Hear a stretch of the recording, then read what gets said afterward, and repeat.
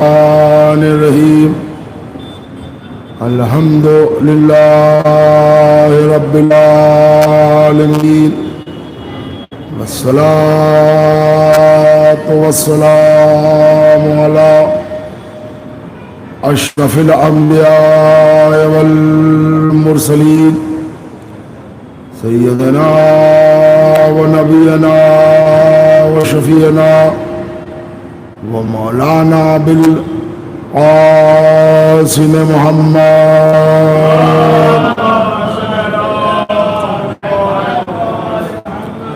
وآلہ الطیبین الطاہرین المعصومین المظلومین ولعنۃ اللہ علی اعدائہم وقتلتہم وغاصبی حقوقہم اجمعین من یومنا ھذا الی قیام یوم الدین اما بعد فقد قال اللہ تبارک و تعالی فی کتابہ المجید والفرقان الحمید وهو اصدق الصادقین وقوله الحق بسم اللہ الرحمن الرحیم وَكَذَلِكَ جَعَلْنَاكُمْ أُمَّةً وَسَطًا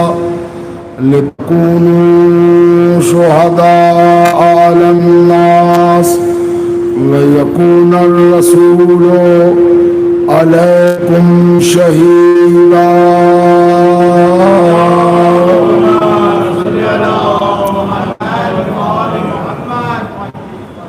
قابل قدر واجب الاحترام سامعین،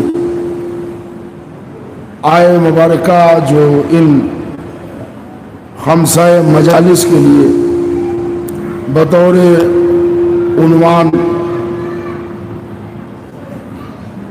اور بطور موضوع ہدیہ سماعت کرنے کی سعادت حاصل کی، یہ قرآن مجید کا دوسرا سورہ ہے، سورہ بقر. سورہ بقرہ کے 143ویں نشان کی آیت ہے، 143 آیت کا نمبر ہے، جس میں خلاق کائنات معصوم اہل بیت کو خطاب کر کے ان کی فضیلت و ضرورت اس آیت مبارکہ میں بیان کر رہا ہے.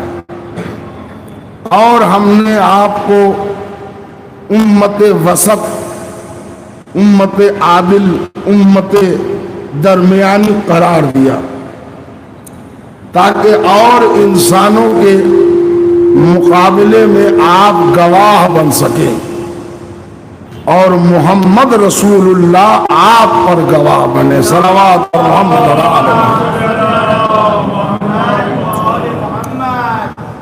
صاحبان علم، عزائے فاطمۃ الزہرا سلام اللہ علیہا کا آغاز ہے اور اس کی ابتدائی مجلس جو پورے خمسے کی داغ بیل ڈال دے گی اور اس کی بنیاد آج رکھ دی جائے گی، اور بقیہ آنے والے دنوں میں اس کی گفتگو پھر اسی ذیل میں ہوگی. سیرت شہزادی دو عالمیان، کارنامہ شہزادی کے انداز ہدایت، یہ تمام شہزادی کے فضائل آپ کو سنائے جائیں گے، مگر آیت جو میں نے لی ہے وہ حقیقت اہل بیت کے عنوان سے، چونکہ فاطمہ زہرا مرکز اہل بیت ہیں، مرکز عصمت و طہارت ہیں، لہذا پورے ارد گرد کردار فاطمہ کا طواف ہوگا اور ذکر میں فضائل اہل بیت آپ کی خدمت میں بیان کی. اب پہلی مجلس ہے اور آج پے در پے مجلس تھی، مومنین ذرا تھک گئے اور مجھے مجبوری ہے کہ حصہ ثواب میں بس 5 مجلس ہے اگر ہم آنے والے مومنین کا خیال رکھ کے اپنے بیان بدلتے رہے تو ہم سبجیکٹ مکمل نہ کر پائیں گے. اس لیے آپ جتنے بھی ہیں اگر پذیرائی کے ساتھ اور حوصلہ افزائی کے ساتھ آپ نے گفتگو سماعت کی تو ہم آج ہی اس کی بنیاد ڈال دیں گے. صلوات بر محمد علی محمد. مگر بیٹا آپ لوگ ذرا سا آگے تشریف قبلہ آگے لائیے، اس لیے کہ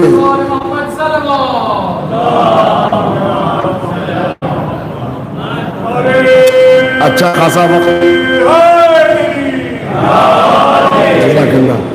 یہ سامنے جو ہے وہ نیٹ اور ریکارڈنگ، چونکہ اس کی بھی ضرورت ہے، 2-4-5 لوگوں کا کی جگہ تو انہوں نے لے ہی لی، لیکن اب اس کو،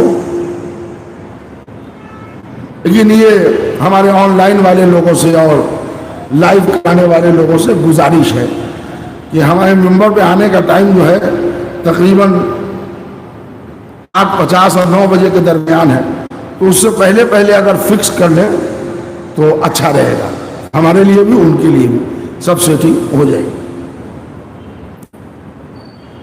عرض یہ کر رہا تھا، ایک ہے امت، اتفاق سے آپ بھی امت کہلاتے ہیں اور بھی ہمارے بڑے بھائی ہیں وہ بھی امت رسول، امت موسیٰ، امت عیسیٰ، امت نوح. اب جو نبی کے فالوور ہیں وہ امت کہلاتے ہیں، اور قرآن نے آل محمد کے لیے لفظ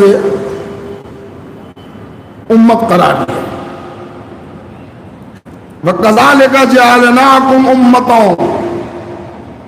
اور ہم نے آپ کو امت وسط قرار دیا. تو جو سیم لفظ جنرل انسان کے لیے ہے وہی لفظ آل محمد کے لیے، تو اس میں وہ گھبرانے کی بات نہیں ہے. اس لیے کہ جہاں آپ کو بشر کہا گیا ہے، قرآن میں رسول اللہ کو بھی بشر کہا گیا ہے. جو بیچارے بدنصیب وہابی لوگ آج تک الجھ گئے اسی بشریت میں، اور نورانیت محمد تک پہنچنے کا ان بیچارے غریب کو موقع ہی نہ مل پایا. جیسے آپ کے گھر کو عربی میں بیت کہتے ہیں، ویسے اللہ نے اپنے گھر کا بھی نام بیت ہی رکھا ہے. وہ بھی بیت اللہ ہے، آپ کا بھی بیت ہے. بیت کہنے سے بیت برابر نہیں ہو جائے گی کہ آپ کا گھر الگ ہے اور اللہ کا گھر الگ ہے.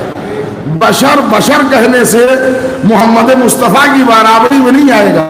محمد الگ ہے، بشر الگ ہے. ویسے ہی امت کہنے سے آل محمد امت کے برابر نہیں ہوں گے. امت الگ ہے، امت وسط اہل بیت الگ ہے کہا گیا. میں نے مثال آپ کو قرآن کی اس لیے دے دی کہ کوئی دل یہ نہ سوچ لے کہ ارے آل محمد کو بھی تو امت کہا تو بس ہم جیسے تھے. جی نہیں، ہم جیسے نہیں تھے. اس پر تو مکمل 5 دن گفتگو چلی. ہم جیسے دکھائی دیتے تھے، اور وہ بھی ہمارے ہدایت کی ضرورت کے لیے، ورنہ ان کی اوریجنل حقیقت کچھ اور ہے. ہمیں ہدایت کے لیے، راستہ دکھانے کے لیے اب یہاں سے آغاز مجلس کر رہا ہوں. ارشاد ہو رہا ہے قرآن مجید میں، بسم اللہ الرحمن الرحیم، یا ایھا الناس اعبدوا ربکم الذی خلقکم. اے لوگوں، ذرا توجہ چاہ رہا ہوں، عبادت کرو اس کی جس نے تمہیں خلق کیا ہے. ہمیں خلق کیا ہے کس نے؟ بول دیجئے، اللہ نے. تو عبادت کس کی ہوگی؟ اللہ کی. کیسے ہوگی؟ عبادت کے معنی کیا ہے؟ عبادت کا طریقہ کیا ہے؟ ہم کو نہیں معلوم. پھر آگے ارشاد ہو رہا ہے وَمَا خَلَقْتُ الْجِنَّ وَالْإِنسَ إِلَّا لِيَعْبُدُونِ. ہم نے جن و انس کو خلق نہیں کیا مگر وہ میری عبادت کرے. اب وہاں ہے کہ خالق کی عبادت کرے، یہاں یہ ہے کہ ہر جن اور ہر انس کو، انسان کو عبادت کرنا ہے. پیدا ہی کیا ہے عبادت کے لیے. چلیے، تو اب 2 ڈیوٹی ہو گئی. وہاں یہ ہے کہ اس کی عبادت کیجئے جو خالق ہے. یہاں یہ ہے کہ آپ کو پیدا ہی کیا گیا ہے عبادت کے لیے, تو کریں کیسے عبادت؟ پھر قرآن کہہ رہا ہے اہدنا الصراط المستقیم, صراط مستقیم پر قائم رہو, صراط مستقیم پر رہو. صراط مستقیم کہاں ہے؟ عبادت کیا ہے کیسے پتہ چلے گا؟ اس لیے کہ ہم کوالیفائڈ پیدا نہیں ہوئے ہیں. اگر آپ برا نہ مانیے اور برا مان کے بھی کیا کر لیجیے گا, اس لیے کہ جو فیکٹ ہے وہ ہے. ہم جو پیدا ہوئے ہیں نا, ہماری بنیاد جہالت ہے, بالکل جہالت. اور اگر کہیے تو قرآن کی آیت پڑھ دوں کہ ہم تو جاہل کہہ کے بات کو آگے بڑھا رہے ہیں, مگر قرآن نے تو 0 سے مائنس کر دیا کہ جب تم رحم مادر سے نکلے لا تعلمون شیئا, کچھ نہیں جانتے تھے. 0/0. قرآن نے تو اب ڈیگریڈ کر دیا نا, لا تعلمون شیئا, ایک شے نہیں جانتے تھے. خالقانہ جبلت یہ ہے, توجہ چاہ رہا ہوں کہ جاہل پیدا ہوئے. ڈیمانڈ یہ ہے کہ عبادت کرو, صراط مستقیم پر چلو. یہ صراط مستقیم کون بتائے گا؟ عبادت کا طریقہ کون بتائے گا؟ کھڑے کیسے ہوں, اٹھے کیسے, کلمہ کیسے پڑھیں, اللہ کا نام کیسے لیں, کون بتائے گا؟ کتنا بڑا مسئلہ ہے. تو اس کے لیے بڑا آسان طریقہ یہ تھا کہ میرے معبود تو میرا خالق ہے, تو نے مجھے پیدا کیا, اور تیرا ڈیمانڈ یہ ہے کہ عبادت کرے. تو ہمارے خیال میں تو ایک صورت ہے کہ چوتھے آسمان پر, 5ویں آسمان پر ایک ٹریننگ سینٹر کھول دے. 14.5 سال کا جب لڑکا ہو اس کو بلا لے وہاں, 8.5 سال کی جب لڑکی ہو اس کو بلا لے.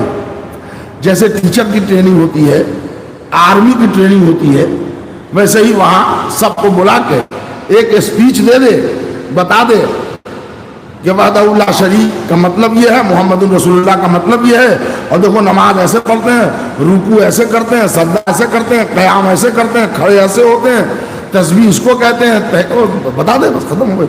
اچھا یہ چیزیں حرام ہیں, یہ چیزیں حلال ہیں, اور تیرے پاس قدرت میں کسی وسائل کی کمی تو ہے نہیں. حرام حلال ایک دے دے. جیسے ہم نے بچپن میں پڑھا تھا اے فار ایپل, تو ایک طرف ایپل کی تصویر بنی ہے, ایک طرف اے لکھا ہوا ہے. ویسے ہی بتا دے فلاں مچھلی, اس کی فوٹو دے دے, یہ حرام. فلاں مچھلی یہ حلال, اس کی فوٹو دے دے. لیکن اب ہمارے پرپوزل پر آپ ہی لوگ مسکرا رہے ہیں, تو اللہ کیا کرے گا؟ کرے نہیں. اس لیے کہ اگر ہم ٹریننگ سینٹر بنا بھی لیں, ہم تو قادر ہیں, مگر تمہارے لیے پرابلم ہے, تو آنے پر تیار نہیں ہے. تو ٹھیک ہے میرے معبود, تو ہی آ جا, ایک ڈیٹ فکس کر لے.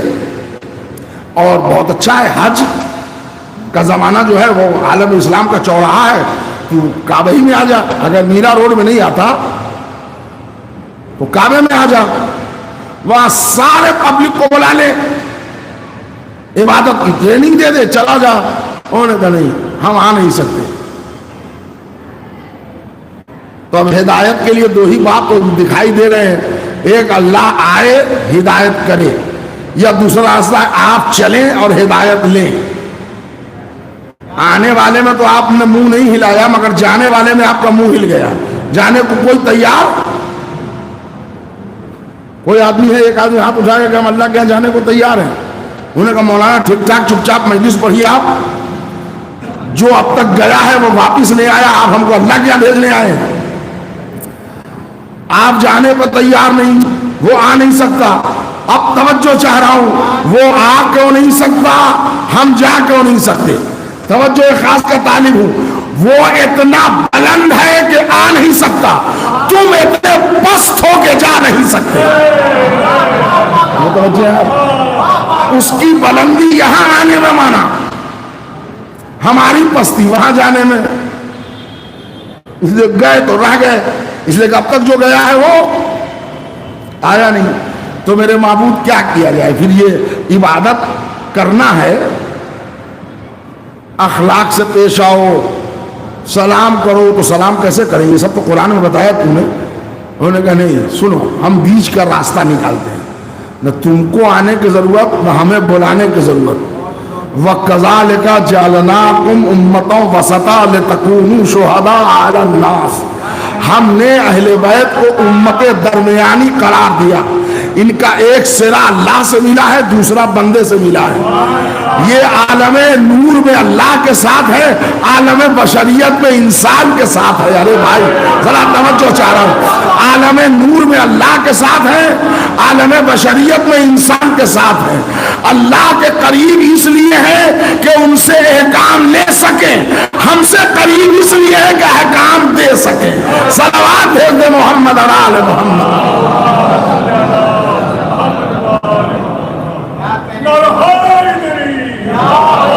غور فرمانے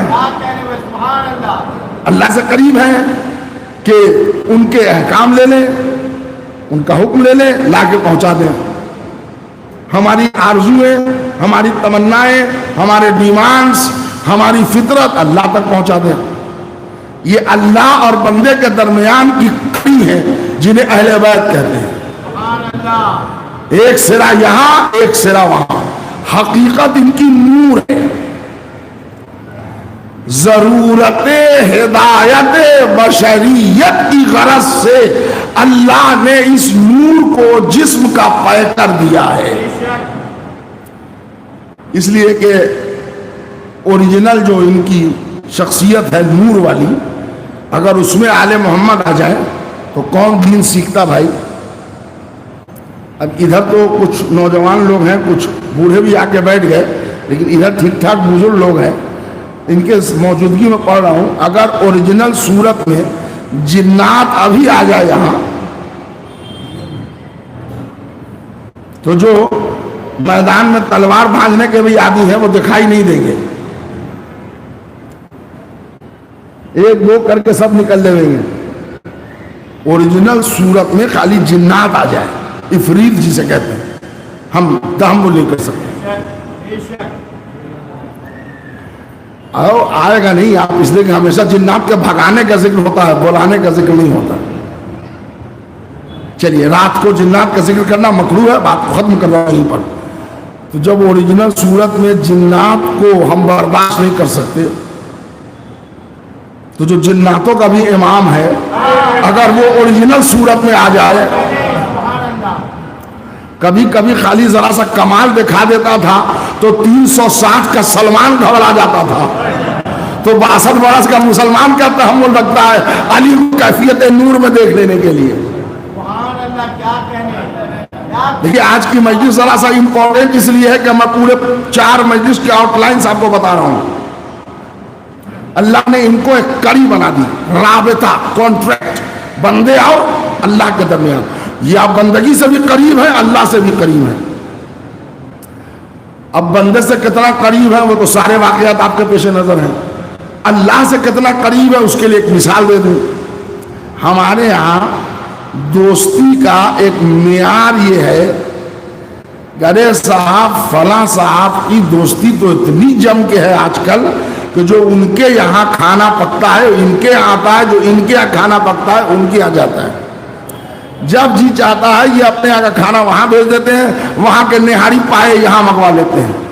یعنی کھانے کا تبادلہ ہونا قریب دوستی کی دلیل ہے. آل محمد اللہ سے اس مثال میں بھی بہت قریب ہے.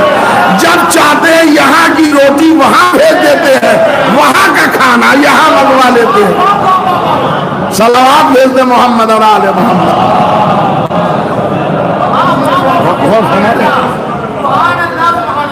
یہاں کی روٹی وہاں.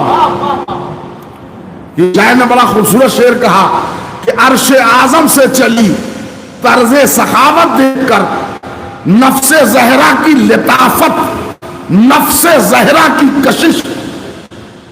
عرش اعظم سے چلی طرز سخاوت دیکھ کر نفس زہرا کی لطافت، نفس زہرا کی کشش. دہر کا سورا بعز و شان نیچے آ گیا، روٹیاں اوپر گئی، قرآن نیچے آ گیا.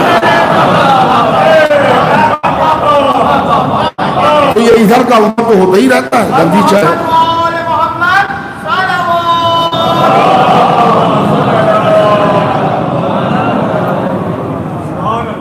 اب یہ آدم سے پہلے خلق ہوئے آل محمد، اب کتنا پہلے ہوئے ہیں یہ تو ایکوریٹ ڈیٹ ہم نہیں بتا سکتے، اس لیے کہ ایکوریٹ ڈیٹ رسول اللہ نے ہم کو بتایا ہی نہیں ہے، اور کوئی مولانا بھی نہ بتا پائے گا، یہ بھی میں آپ کو صحیح بتا رہا ہوں. اس لیے کہ آج سے 100 سوا 100 برس پہلے، 80 برس 75 برس پہلے تاریخ پیدائش بھی لوگوں کو یاد نہیں ہوتی تھی. ڈیٹ آف برتھ آپ سے آپ کی دادی کا ڈیٹ آف برتھ پوچھا جائے تو بہت سے لوگوں کو نہیں معلوم ہوگا، اس کو لکھا ہی نہیں جاتا تھا. جانتے ہیں سن 1935 میں ایک بھیانک قسم کا ارتھ کیوب آیا تھا انڈیا میں، زلزلہ. تو ہمارے یہاں آج بھی مثال دی جاتی ہے. اچھا آپ کی عمر کیا ہوئی کہلے ہم کو پتا نہیں ہے، بس زلزلہ کے وقت ہم اسکول جاتے تھے، ہے نا؟ مطلب کیا زلزلہ ایک بڑا واقعہ تھا 35 کا، اس وقت اسکول جاتے تھے. ایج نکل گیا، 2 سال 5 سال 7 سال کے رہے ہوں گے. ایک ایج یعنی ایکوریٹ ڈیٹ تک تو نہیں جائے گا آدمی، بڑے واقعے سے ذہن کو موڑ دیجئے گا تو نتیجہ نکل جائے گا. آل محمد کب سے ہیں ایکوریٹ ڈیٹ آپ کو نہیں مل سکتا. ہاں ایک بڑے واقعے کا تخمینہ رسول نے بنا دیا. آدمی ہے تو آدم کا پیکر بننا ایک بڑا واقعہ ہے، آدم کا پیکر بننا ایک بڑا واقعہ ہے. تو قدامت آل محمد پوچھی زمانے نے تو رسول نے کہا ایکوریٹ ڈیٹ تک تو مٹی کا بنا ہوا ذہن پہنچ نہیں سکتا. وہ ایک بڑے واقعے سے ذہن کو موڑ دیا. کنتو نبی ہو آدم بین الماء والطین، بس میں اس وقت بھی نبی تھا جب آدم مٹی اور پانی کے درمیان تھے. یہی جملہ علی نے کہا کنتو ولیم بین آدم الماء والطین. صلوات بھیج دے محمد علیہ. میں اس وقت بھی ولی تھا جب آدم مٹی اور. ایک بات اپنے نوجوان بھائیوں کے لیے، تو یہ آل محمد جب تھے تو کر کیا رہے تھے؟ بیکار.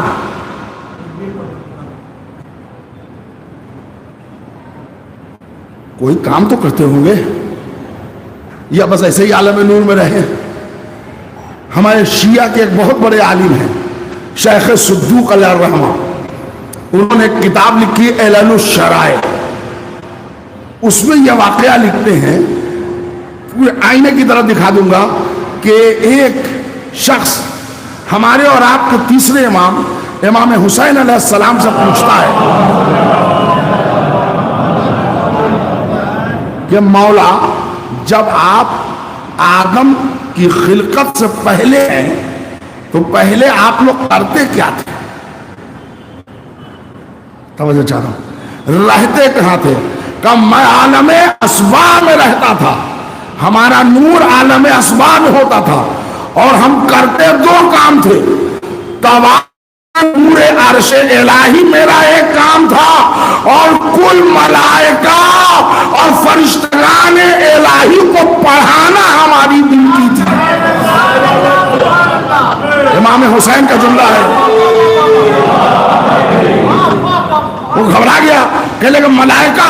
کہاں ملائکہ کو ہم نے تسبیح سکھائی، ہم نے ملائکہ کو تحلیل سکھائی، ہم نے ملائکہ کو تمجید سکھائی.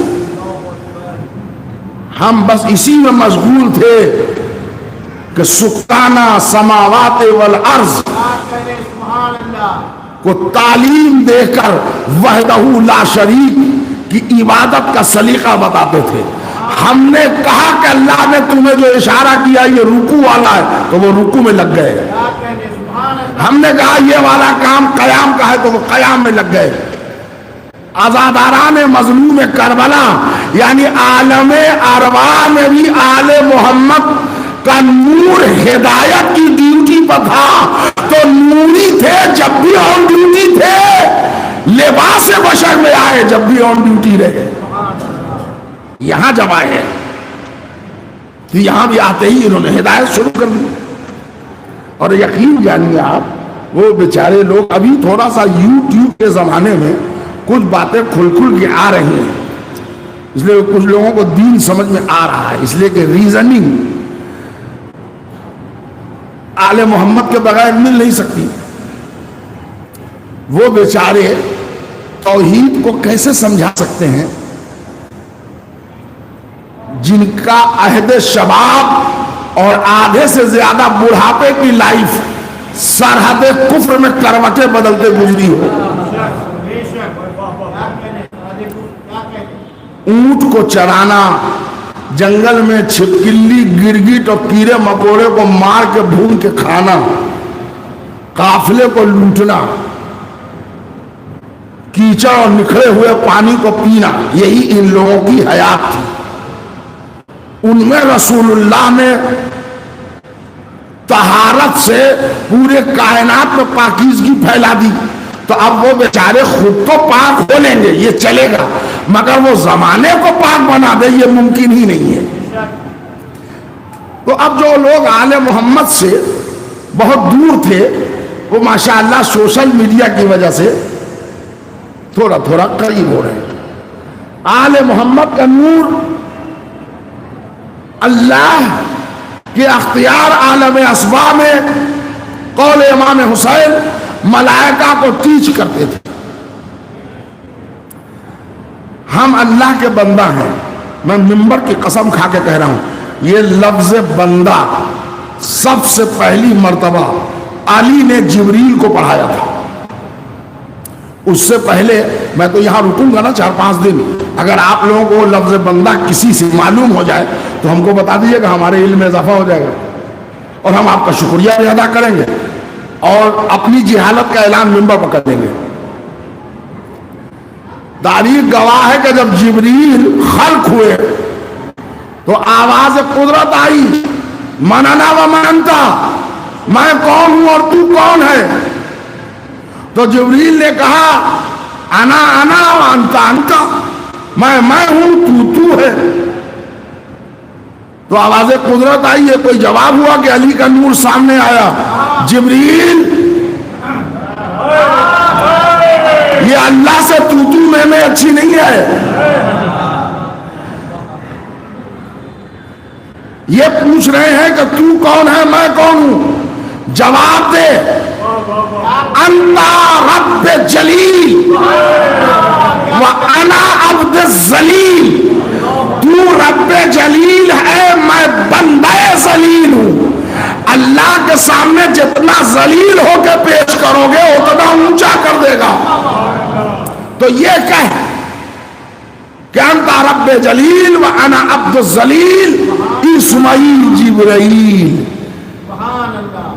جیسے دادا نانا چھٹی چھلے میں نام رکھتے ہیں، پیدائش کے بعد جبریل کا نام علی نے رکھا.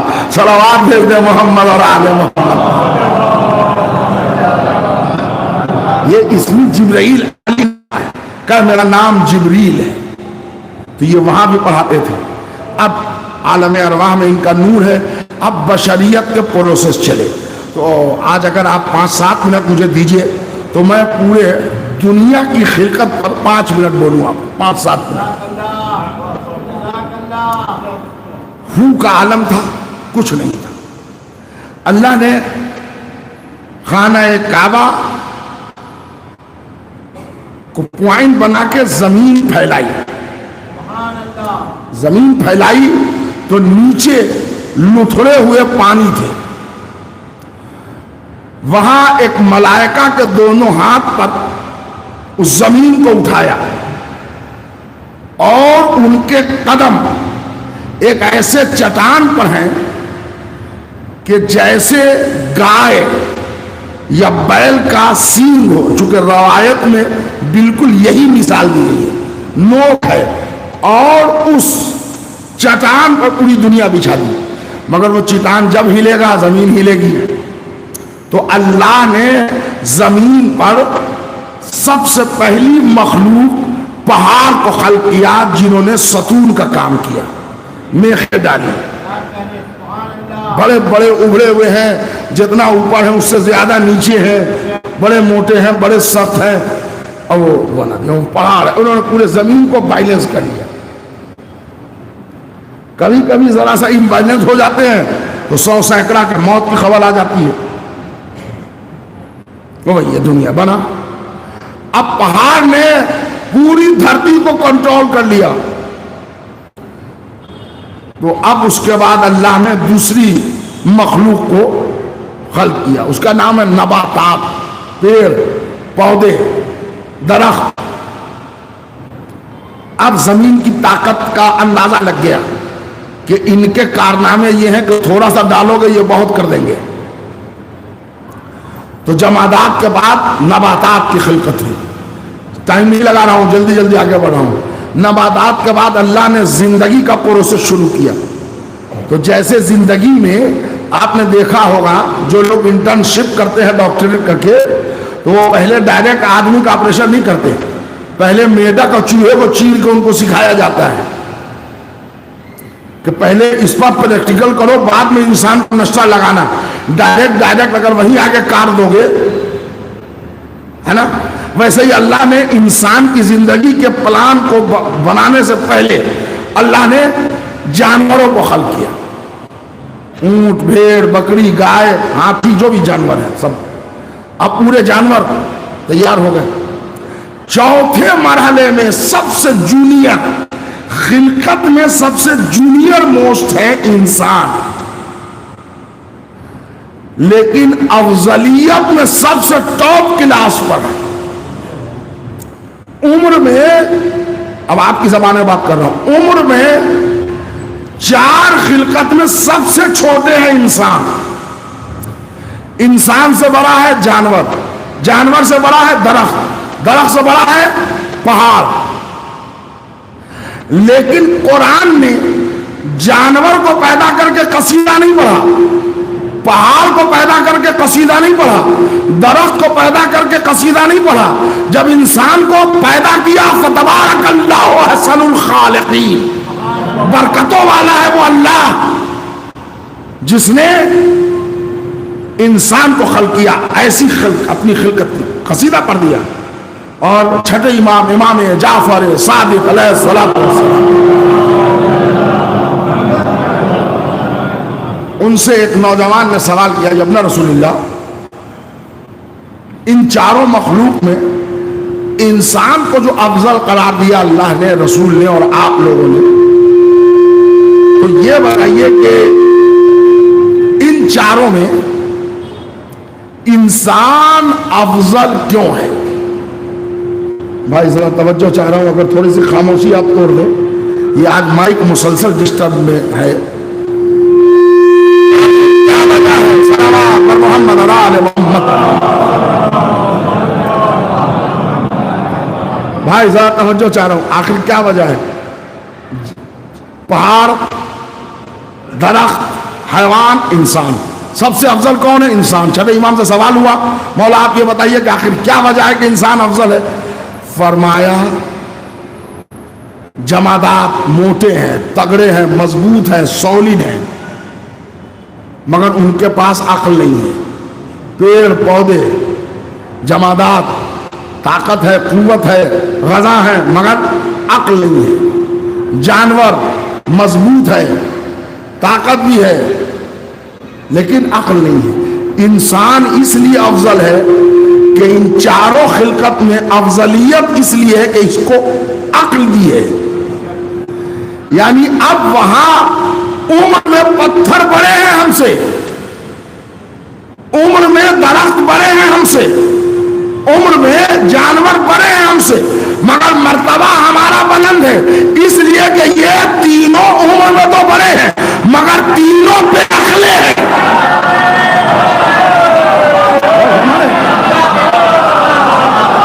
یہ تینوں کے تینوں ہم چوتھے ہیں، ہم چوتھے سے یہ تینوں کے تینوں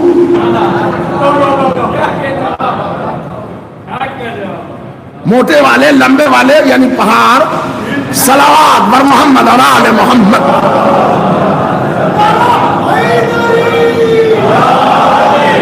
یہ تینوں کے تینوں کمتر ہیں اس لیے کہ بے عقلے ہیں. حضرت انسان افضل ہے اس لیے کہ شمع عقل روشن ہے. آتے رہیے ذرا سا سلسلہ آگے بڑھا. جمادات. اچھا اس میں ایک بات اور بتا دوں ذرا سا بچوں کے لیے, صرف تھوڑا سا اضافہ علم کے لیے. پہاڑ کو اللہ نے مسخر کیا درخت کے لیے. پہاڑ نے وعدہ کیا ہم درخت کو قربانی دیں گے. آپ نے دیکھا ہوگا پہاڑ پر بھی بڑے بڑے پیڑ اگ جاتے ہیں, چونکہ پہاڑ کو قربان ہونا ہے درخت پر, لہذا وہ کلیجہ چیر کے اس کو نکلنے کی اجازت دے دیتا ہے. اب یہ جو جمادات ہیں ان سے اللہ نے وعدہ لیا کہ تم اپنے سے بڑی مخلوق جانور پر قربان ہو جاؤ. انہوں نے کہا ہم ان کی غذا بن جائیں گے. پیڑ پودے گھاس یہ سب ان کے نباتات میں سب جانوروں کے لیے ذریعہ رزق بن گئے. یہ قربانی دے رہے ہیں, آؤ کھاؤ پیو رہو زندگی گزارو. اب آگے تیسرے مخلوق میں جانور, انہوں نے کہا تمہارا کیا کام ہے؟ اللہ نے کہا تم انسان پر مسخر ہو جاؤ. اب پروردگارہ طاقت ہونے کے بعد بھی انسان جیسے گھمائے گا ویسے گھومیں گے, جیسے چلائے گا ویسے چلائیں گے, اس کی ضرورت بھی پوری کریں گے, اس کو کھلائیں گے بھی پلائیں گے بھی. حد یہ ہے کہ مرنے سے پہلے ذبح ہو کے گوشت بھی کھلا دیں گے. جانور مسخر ہے انسان کے لیے. کہاں لے آیا میں, آپ لوگ سمجھ رہے ہوں گے میں بچوں کو علم دے رہا ہوں, مگر میں یہاں اب انسان کیا کرے گا. انسان کس کے لیے مسخر ہے, کس کے کنٹرول میں ہے؟ کہ تم سے ایک افضل خلق ہماری ہے. وَكَذَلِكَ جَعَلْنَاكُمْ أُمَّةً وَسَطًا لِتَكُونُوا شُهَدَاءَ عَلَى النَّاسِ. یہ اہل بیت تم سے افضل ہیں, اور اتنے افضل ہے کہ اب تم کو میں نے مسخر کیا ان پر. اب ان پر قربان ہو جانا تمہاری بلندی ہے.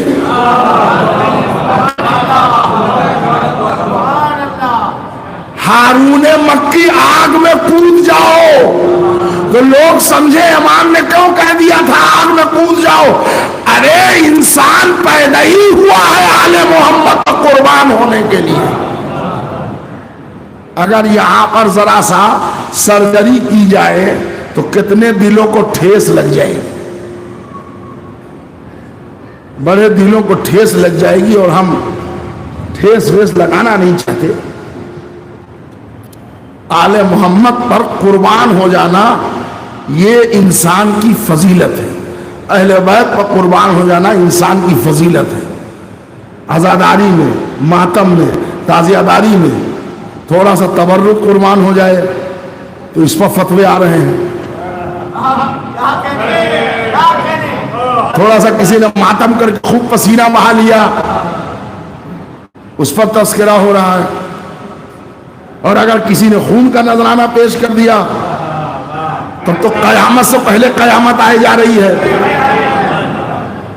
اور ایسا مسئلہ ہو جا رہا ہے جیسے لگ رہا کہ پوری دنیا میں فقہ یہی پڑھ کے آئے ہیں, بقیہ سب لوگ جاہل ہیں. اچھا اس کے بعد کیا بمبئی میں بھی خوب چل رہا ہے, کیمپ لگ رہا ہے. بلڈ ڈونیٹ کیجئے. آپ بلڈ نہیں خود ڈونیٹ ہو جائیے. اگر میں بولوں تو جو چور کی سزا وہ میری. آپ خود ڈونیٹ ہو جائیے بھارت پر, اپنے گلی پر, اپنے کوچے پر, اپنے علاقے پر, کوئی پابندی. خون ہی کیا, آپ ڈونیٹ ہو جائیے سراپا. کڈنی دے دیجئے, آنکھیں دے دیجئے, لیور دے دیجئے, جو ہے آپ کے پاس, اگر دینے کے قابل ہے تو آپ سب دے دیجئے. لیکن یہ جو لفظ استعمال کرتے ہیں کہ ماتم کر کے خون ضائع نہ کرو بلڈ بینک کو دے دو, اس جملے میں شرارت ہے. ہمارا اعتراض اس سے, ہم تو یہ کہنا ہے کہ آپ بلڈ کا پورا کا پورا خون دے دیجئے, گھر لکھ دیجئے, زمین دے دیجئے, جائیداد دے دیجئے, اکاؤنٹ دے دیجئے. لیکن حسین کے نذرانے کے ضد میں جو بلڈ بینک لگا کے آپ خون دے رہے ہیں, آپ دیجئے مگر یہ لفظ ہٹائیے ورنہ قیامت کے دن فاطمہ کو منہ نہ دکھا پائیے گا. صلوات پر محمد اور آل محمد.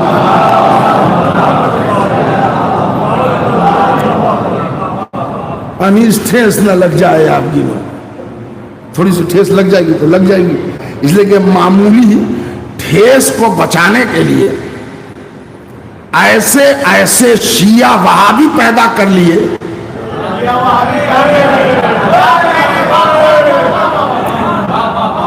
کہ تقریباً 9.25 کلو کا امامہ نام میں نقوی لگا ہوا، مدرسے کے بانی.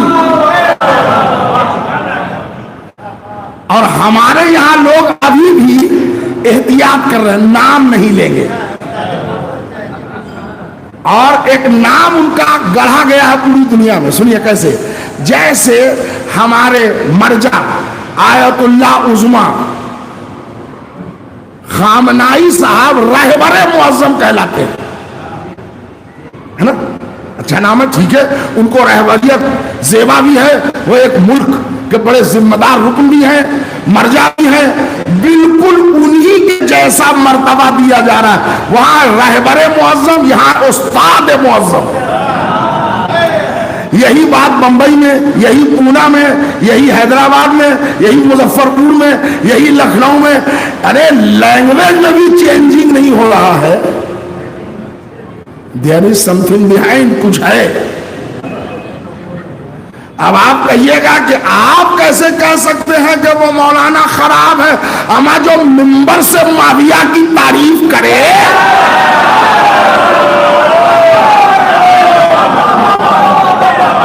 شرم کرو اس کو مولانا کہنے سے.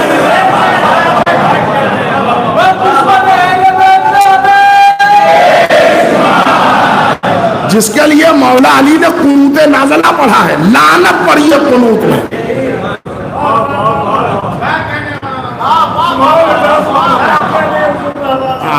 آپ کو ایک چلو پانی میں ڈوب جانا چاہیے ایسے کو مولانا کہنے سے. یہ شیعت کی جڑیں کاٹ رہے ہیں، اور ان کی مثال کابل احبار کی ہے. کابل احبار یہودی تھا، دوسری گورنمنٹ میں اسلام میں آ گیا اور مسلمان بن کے پورا یہودی ازم ملوکیت میں داخل کر دیا. جن کے لیے آپ کو یاد ہوگا کہ ایک دربار میں، اب میں ادھر جاؤں گا نہیں، آگے بڑھ جائیے، ایک دربار میں یہ ایسے ہی کچھ مسئلہ بیان کر رہا تھا تو اتنا بڑا ایک ڈنڈا تھا حضرت ابوذر کے ہاتھ، انہوں نے یوں سر پر مارا کابل احبار کے. انہوں نے کہا تو یہودی بچہ ہم کو دین سمجھائے گا، ہم بزم محمد و علی میں بیٹھے ہیں. اب ایسے یہ بالکل، یہ اصلاً ان کی جواب نقوی کی اوریجنلٹی یہ ہے کہ یہ دیوبند شریف کے پڑھے ہوئے اکھنڈ قسم کے 24 نمبر تھے. یہ شیعہ ہوئے، انہوں نے پڑھا لکھا اور آج جا کے عروۃ الوثقیٰ نام سے ایک مدرسہ کھولا ہے جہاں 1000 بچے پڑھ رہے ہیں جن کو مدرسے سے نکالا بھی نہیں جا رہا. اب یہ 1000 ٹولیاں شیعت کو کتنا کاٹیں گی شیعہ بن کے. مگر ہم کو فکر اس لیے نہیں ہے کہ آپ 1000 والے 5000 کو کاٹیے گا، ہمارا جو پردہ غیب میں بیٹھا ہے وہ نسلوں کو کاٹ دے گا. یہ وہ پلان ہو رہا ہے. ان بچوں کو یہ نہیں، پاکستان میں بھی کچھ ہمت مر علماء اور ہمارے ہندوستان میں بھی کچھ ہمت مر خطبہ، کیا بتاؤں آپ سے، انہوں نے حق نمک اہل بیت ادا کیا اور بے باک ہو کے بولے. میں بھی بولتا ہوں کھلی چھوٹ کے ساتھ کہ میرے دوستو ہمارا کوئی جھگڑا نہیں ہے، میں نے تو کبھی دیکھا بھی نہیں یوٹیوب اور ٹی وی چینل کے علاوہ، مگر یہ کہ دیکھنا سننے کی کوئی بات نہیں ہوتی ہے. ہم نے تو دیکھا امیر شام کو بھی نہیں ہے، ہم نے تو دیکھا یزید کو بھی نہیں ہے، ہم نے تو دیکھا مروان کو بھی نہیں ہے، مگر کرتوت پڑھے ہیں نا، ایسے ہی ہم نے آپ کو دیکھا نہیں ہے مگر کرتوت سن رہے ہیں نا۔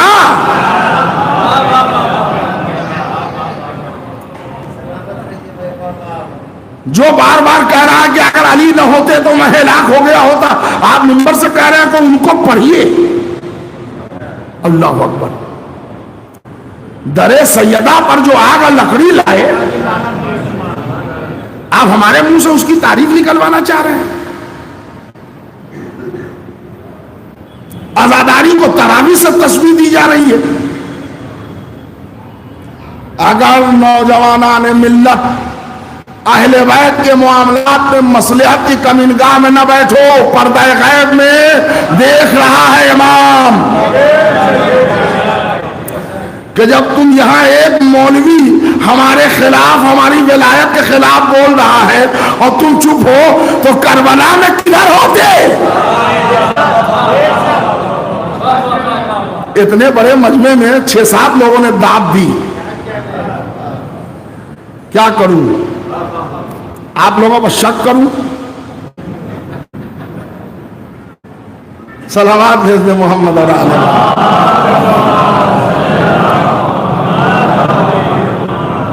اچھا یہ بتائیے، ٹھہریے، یہ جو لوگ ادھر والے نہیں بولے تھے، ابھی ایک ٹرائی لیتا ہوں، کہیں بول دے۔ یہ بتائیے، یزید نے آپ کا کھیت کاٹ لیا ہے جی؟ یزید نے آپ کے گھر چوری کی ہے؟ نہیں۔ شمر نے آپ کے بیٹا کو مارا ہے؟ نہیں۔ عمر سعد نے آپ کے بھائی کا گلا کاٹا ہے؟ صحیح بولیے، نہیں نا؟ عمر بن سعد پر، شمر بن ذی الجوشن پر، یزید ابنۃ المعاویہ پر لعنت آپ پڑھتے ہیں؟ اب بولیے ہاں نا۔ کیوں پڑھتے ہیں؟ اس نے تو آپ کے بھائی کو نہیں مارا، اس نے تو آپ کے بیٹے کو نہیں مارا، اس نے تو آپ کا گھر نہیں چلایا، آپ کیوں لعنت پڑھتے بھائی؟ وجہ بتائیے، مجلس آگے بڑھے۔ یزید نے آپ کا گھر تو نہیں چلایا، تو پھر یزید پر لعنت کیوں پڑھتے ہیں؟ شمر نے آپ کی بچی کو تو تماچے نہیں مارے، تو آپ اس پر لعنت کیوں پڑھتے ہیں؟ بولیے آپ، نہیں بولیے گا تو مجلس رکی رہے گی جی۔ یہی جواب ہے نا، اس لیے کہ اس نے اہل بیت سے دشمنی کی۔ مطلب ہمارے ایمان کا ایک مضبوط دلیل اہل بیت ہے، جو اہل بیت کا ہے وہ ہمارا ہے، جو اہل بیت کا دشمن ہے وہ لائق لعنت ہے۔ اے میرے لباس نہ دیکھو، اہل بیت کو دیکھو، کون اہل بیت والا ہے، کون معاویہ والا ہے۔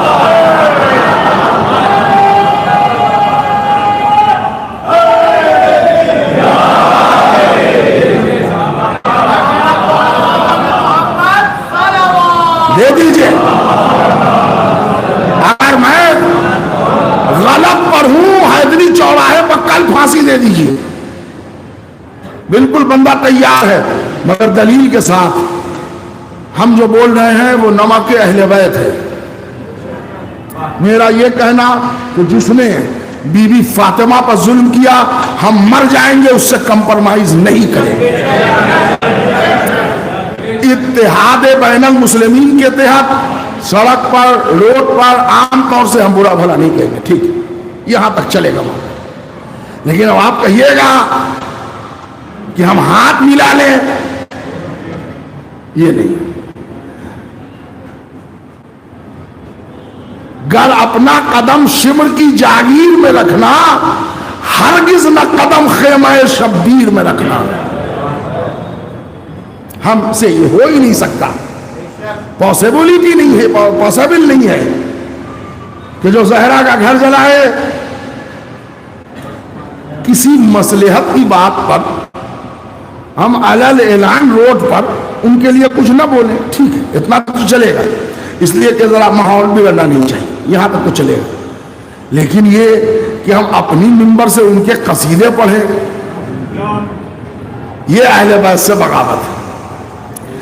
آج ہم کو جتنا اسلام ملا ہے وہ آزاداری سے ملا ہے، اور ہماری آزاداری کو اگر کوئی بدعت خلافت ثانی سے تشبیہ دے گا تو یہ ہم کو برداشت نہیں اس لیے ہے کہ عزاداری عبادت ہے، تراویح بدعت ہے۔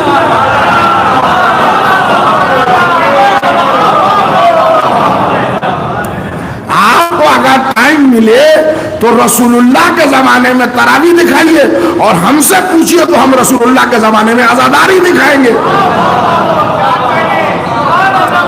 ہم رسول اللہ کے زمانے میں آپ کو عزاداری دکھائیں گے۔ آپ اتنا ٹائم تو دیجئے، جھگڑا لڑائی نہ کیجئے، یہ بات اچھی نہیں ہے۔ علمی بحث کیجئے، لیکن تمام علم قربان ہے علم اہل بیت پر، تمام علم قربان ہے ذات اہل بیت پر۔ اہل بیت کی ولایت سے ادھر ادھر کیجئے گا تو ہم اتنے بھولے نہیں ہیں۔ پتہ نہیں لوگ مصلحت کہ پردے میں کیوں چھپے ہیں، اس کا کفارہ نسلوں کو دینا پڑے گا۔ تمام ملت کے لوگوں سے دست ادب جوڑ کے گزارش ہے، اہل بیت کے معاملات میں کوئی مرمت نہ کرنا، اور سیسا پلائی ہوئی دیوار جیسے مالک اشتر، انہوں نے پہلا ٹکڑا وصیت کا اپنے بیٹے سے کہا تھا، بیٹا علی اور زہرا کے لیے کون کب کیا کیسے سوچنا بھی مت، سوچنا بھی مت، ویسا ایمان رکھیے۔ بس میرے بھائی، ابھی تو میں خلقت کا پروسیس بتا رہا تھا۔ یہ چار خلقت، جمادات، نباتات، حیوان، انسان۔ انسان میں یہ ہم لوگ، ان سے پہلے کی مخلوق ہے اہل بیت جو امت وسط ہے۔ اس پر مسلسل ہمارے اور آپ کے درمیان روزانہ گفتگو چلے گی، مگر اس میں ایک بات سن لیں آپ کہ عالم ارواح میں اور لباس بشریت میں ایک فرق ہے۔ لباس بشریت میں 14 معصوم کا نور پیشانی آدم سے ہوتا ہوا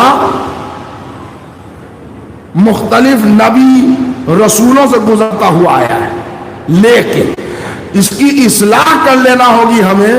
13 معصوم کا نور تو پیشانی آدم و ابراہیم و اسماعیل سے گزرا ہے، ایک نور زہرا یہ کسی صلب میں یا کسی رحم میں نہیں آیا۔ اشہدو انک کنت نورا فی الاسلاف شامخا والارحام المطہرہ، زیارت وارثہ پڑھیے۔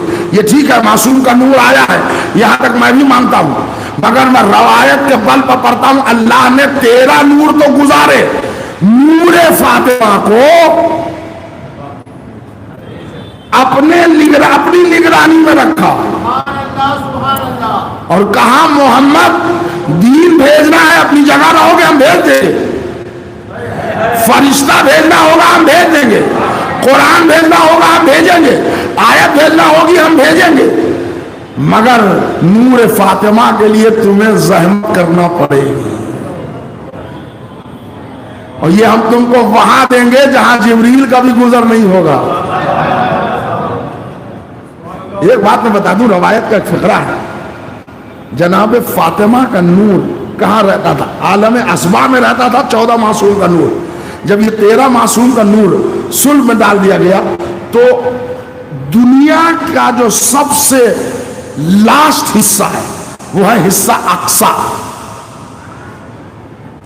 اقصا کہتے ہی ہیں دا اینڈ کو، لاسٹ حصہ، ہمارے علم میں نہیں، لاسٹ اللہ کے علم میں جو لاسٹ ہے دنیا کا، اوپر کا آخری حصہ جو آخر ہے اس کو کہتے ہیں اقصا۔ اور نور فاطمہ دینے کے لیے محمد مصطفیٰ کو بلایا اقصا۔ کیا آیت پڑھنا پڑے گی مجھے؟ سبحان الذی اسریٰ بعبدہ لیلا من المسجد الحرام الی المسجد الاقصی۔ برکتوں والا ہے وہ اللہ جس نے اپنے حبیب کو راتوں رات مسجد حرام سے مسجد اقصی تک پہنچایا۔ مسجد اقصی کیوں کہا اللہ نے؟ اقصی تو ٹھیک ہے آخری جگہ ہے، اس کے بعد کچھ نہیں ہے اللہ کے علم میں، لیکن یہاں اللہ قرآن میں مسجد کا لوگ استعمال کر رہا ہے۔ مسجد کہتے ہیں جائے سجدہ کو، تو پہلے یہ بتائیے اس اقصی کے مقام پر سجدہ کس نے کیا کہ مسجد کہلائی؟ آپ ملائکہ کا نام نہیں لے سکتے کہ جب سردار نہیں جا سکتا، وہ کہہ رہا ہے ہم ایک قدم بڑھا ہی نہیں سکتے، جل جائیں گے، تو ہم چھوٹے لوگوں کی بات کیا کریں جب جبریل ہی نہیں جا سکتے؟ اچھا وہ رسول ابھی جا رہے ہیں، گئے نہیں ہیں؟ کیا سن رہے ہیں میرے بھائی؟ رسول ابھی جا رہے ہیں، گئے نہیں ہیں۔ یہ وہی بیت ہے جسے فاطمہ کا مسکن اللہ نے قرار دیا تھا۔ فاطمہ عالم نور میں وہاں سجدہ کرتی تھی، اس لیے اس علاقے کو مسجد کا نام دیا، اور جگہ کا نام اقصی تھا، لہذا مسجد اقصی کہلائی۔ یہ گئے کہاں سے؟ کعبہ سے۔ گئے کہاں؟ مسجد اقصی۔ کعبے میں کون پیدا ہوا؟ یہ کیا کہہ رہا ہوں؟ کعبے میں کون پیدا ہوا؟ علی۔ گئے کہاں؟ فاطمہ کے گھر میں۔ اب مفتیوں سے کہہ دو معراج مصطفیٰ کچھ نہیں ہے، علی کے گھر سے فاطمہ کے گھر کا سفر ہے۔ صلوات پر محمد اور آل محمد۔ میرے سرکار علی کے گھر سے فاطمہ۔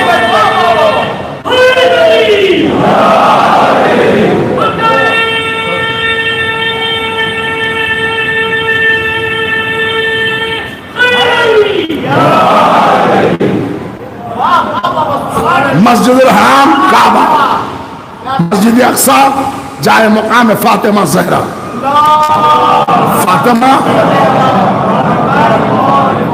فاطمہ اور علی کے درمیان کا نام معراج ہے۔ پوری دنیا سے کہہ دیجئے علی اور فاطمہ سے ملاقات ہو تو محمد صاحب معراج ہوتا ہے۔ اگر ہم انسان اپنی بلندی لینا چاہتے ہیں تو اپنے کو علی اور فاطمہ سے ملا دیں۔ اب جتنا بلند وہ ہے اتنا بلند تو ہم ہو نہیں سکتے، مگر اتنا بلند تو ہو ہی جائیں گے کہ نیچے کوئی برابری کر رہ نہ جائے گا۔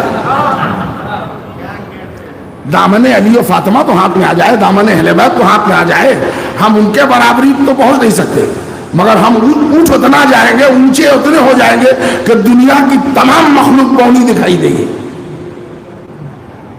ہمارے مقابلے میں کوئی نہیں ہو۔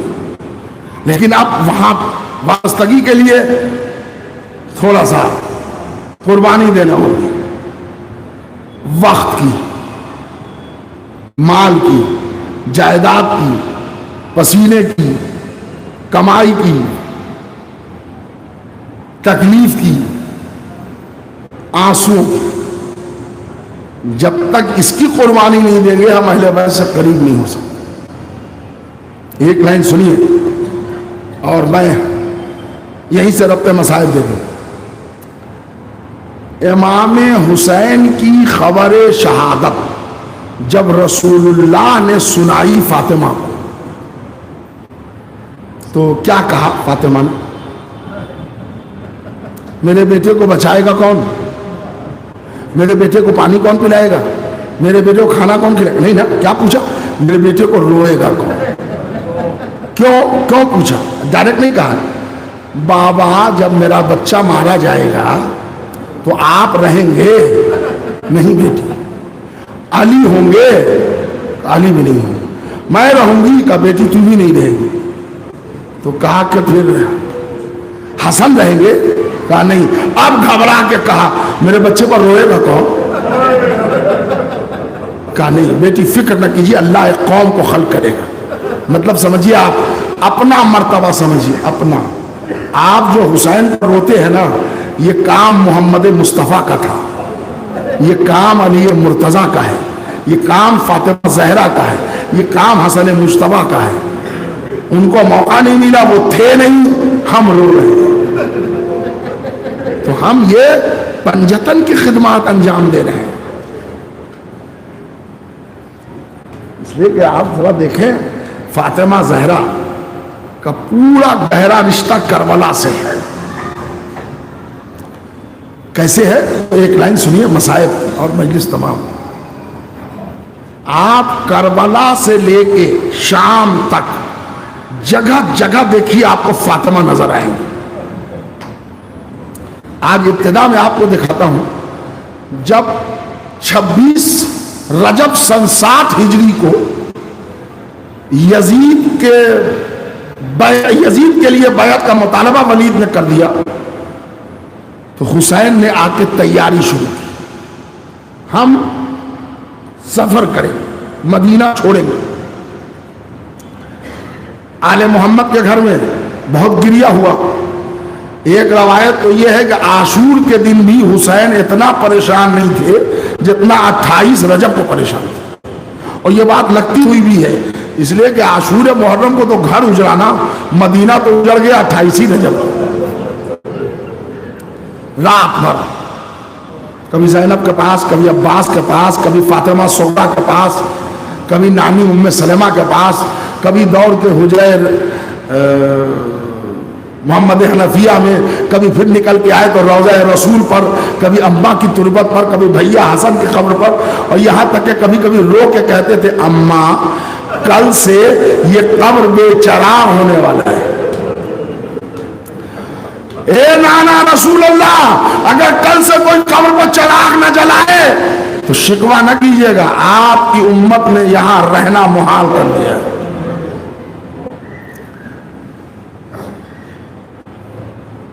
عبداللہ ابن حر جوزی ایک شاعر ہے, وہ لکھتا ہے کہ حسین نانا کے روضے پر جاتے تھے تو فریاد کرتے تھے, بھیا حسن کے روضے پر جاتے تھے تو فریاد کرتے تھے, لیکن جب اماں زہرا کی تربت پر جاتے تھے تو ایسے دوڑتے تھے جیسے چھوٹا بچہ اپنی بچھڑی ہوئی ماں کو دیکھ کے دوڑتا ہے. اور تعویذ قبر زہرا پر لیٹ کے فریاد کرتے تھے, اماں آپ کا حسین سفر غربت اختیار کر رہا ہے. انیس جیسے حساس شاعر نے بھی اس کی منظر کشی کی ہے.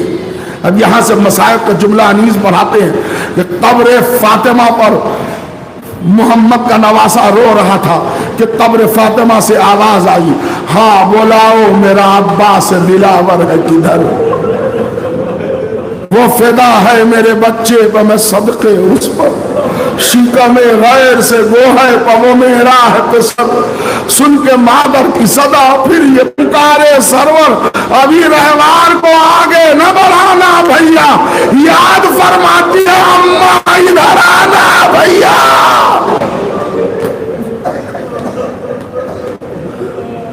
آپ کی آوازیں بلند ہو گئی, ابھی رہوار کو آگے نہ بڑھانا بھیا, یاد فرماتی ہے اماں ادھر آنا بھیا. آ کے عباس نے سر رکھ دیا پائینے مزار, آئی زہرا کی صدا میں تیری غربت کے نثار, اپنے بچوں کے برابر میں تجھے کرتی ہوں پیار, دھیان بھائی کی محبت کر رہے ہیں دلدار, کوئی غربت میں اسے مار نہ ڈالے بیٹا, میرا شبیر ہے اب تیرے حوالے بیٹا. کیا فریاد ہے فاطمہ کی, قیامت کر دی انیس نے, کوئی غربت میں اسے مار نہ ڈالے بیٹا, میرا شبیر ہے اب تیرے حوالے بیٹا. اب آخری بندی سنی, کہتے حسین روضہ رسول پہ آئے تو قبر رسول سے آواز آئی. انیس نقل کرتے ہیں, کئی دن سے نہیں مادر کو تیری قبر میں چین. رسول کی زبانی انیس کہتے ہیں, کئی دن سے نہیں مادر کو تیری قبر میں چین, آئی تھی شب کو میرے پاس یہ کرتی ہوئی بہن, گھر میرا لٹتا ہے فریاد رسول ثقلین, صبح کو اپنا وطن چھوڑ کے جائے گا حسین, کہنے آئی ہوں کہ منہ قبر سے موڑوں گی میں, اپنے بچے کو اکیلا تو نہ چھوڑوں گی میں. اب 28 رجب کو جو تربت چھوڑا, جہاں جہاں حسین ہے وہی وہی فاطمہ ہے. ہے. اے عزاداروں پہچانا نافع ابن ہلال ابن نافع نے کہ جب رنکیب کا معائنہ حسین کر رہے تھے ہلال پیچھے پیچھے آ گئے. ہلال کیسے آ گئے؟ کہا مولا دل نہیں مان رہا ہے، دشمنوں کی نگری ہے، میں نے سوچا آپ کو کوئی تکلیف پہنچا دے. کہا اچھا ہلال آ گئے ہو تو آؤ میرے ساتھ آؤ. دیکھو یہاں پر حبیب مارا جائے گا، یہاں پر میرے عباس کے بازو کٹیں گے، اور دیکھ لو ہلال یہاں پر میرا 18 سال کا اکبر کلیجے وہ برچھی کھائے گا. تو ایک مرتبہ ہلال کہتے ہیں وہ تو ٹھیک ہے مولا، مگر یہ کسی بیوی کے رونے کی آواز آ رہی ہے. ختم ہے مجلس 1 منٹ میں. یہ کسی عورت کے رونے کی آواز کہاں سے آ رہی مولا؟ میں کسی کو دیکھ نہیں رہا ہوں. چند قدم آگے بڑھایا، کیا دیکھا؟ ایک نشیب ہے، وہاں سیاہ چادر میں لکھی ایک بی بی، واہ ولدا واہ حسینہ. ہلال نے کہا مولا یہ کون ہے؟ کہا ہلال یہ ہماری دکھیا اماں فاطمہ ہے، اپنے بالوں سے مقتل کی زمین صاف کر رہی ہے. آئے فاطمہ کربلا میری ماں، سلام الذین ظلموا ایام القلب ینقلب.